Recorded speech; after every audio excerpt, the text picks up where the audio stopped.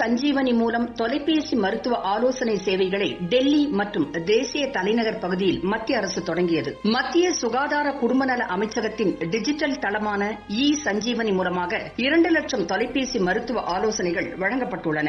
தொலைபேசி மருத்துவ சேவை மூலமாக 1.5 லட்சம் தொலைபேசி மருத்துவ சேவைகள் வழங்கப்பட்டது. மத்திய அரசு சுகாதார சேவைகளின் பயனாளிகள் சுகாதார மையத்திற்கு நேரில் வராமலேயே மெய்நிகர் முறையின் மூலம் நிபுணர்களின் ஆலோசனையை பெறுவதற்கு வசதி ஏற்படுத்தும் விதமாக தொலைபேசி ஆலோசனை சேவைகளை தொடங்கியது. ஆரம்ப கட்டத்தில் இந்த சேவைகள் டெல்லி மற்றும் தேசிய தலைநகர் பகுதியில் உள்ள பயனாளிகளுக்கு கிடைக்கும். இந்த மின் சேவைகள் காலை 9 மணி முதல் மதியம் 12 மணி வரை அனைத்து வேலை நாட்களிலும் கிடைக்கும். சுகாதார அமைச்சகத்தில் ஏற்கனவே இருக்கும் மின் சஞ்சீவனி தளத்தை CGHS இன் தொலைபேசி ஆலோசனை சேவைகள் பயன்படுத்துகின்றன. எளிதான பயன்பாட்டிற்காக பயனாளிகளின் அடையாள எண்ணுடன் இந்த தளம் இணைக்கப்பட்டுள்ளது. நிபுணர்களின் வெளிநோயாளிகள் சேவைகளை பெறுவதற்கு பயனாளிகள் தங்களது கைபேசி எண்ணை கொண்டு இந்த தளத்தில் பதிவு செய்து கொள்ள வேண்டும்.